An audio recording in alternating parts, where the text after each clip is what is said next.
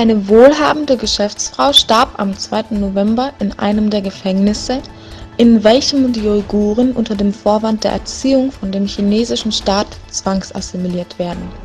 Die vorbildliche Geschäftsfrau und Wissenschaftlerin Professorin Amine Ablemit, leitende Präsidentin der Amine-Firma, verstarb, nachdem sie lange Haft und Folter der chinesischen Polizei ertrug und schließlich ihre Augen schloss.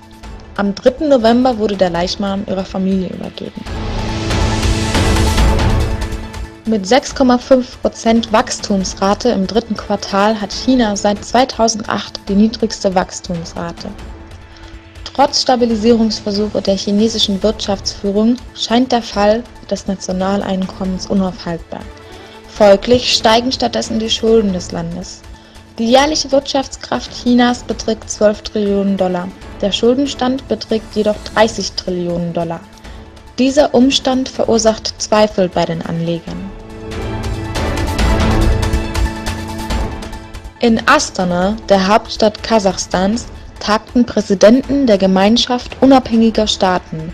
Sie unterzeichneten einen Vertrag für die Vorbereitung auf einen nuklearen Unfall und dessen gemeinsame Schadensbegrenzung.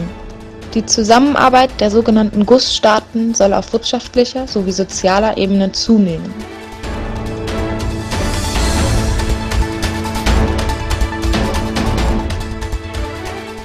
Hacker veröffentlichten die privaten Nachrichten von 81.000 Facebook-Nutzern und bieten die Daten weiterer 120 Millionen Nutzer zum Verkauf an. Facebook teilte beschwichtigend mit, das Sicherheitssystem der Internetseite sei nicht geknackt worden. Der Zugriff auf die Daten sei vermutlich über fehlerhafte Browser-Einstellungen möglich gewesen. Das Unternehmen habe laut eigener Aussage Schritte eingeleitet, um die Nutzer vor weiteren Angriffen dieser Art zu schützen.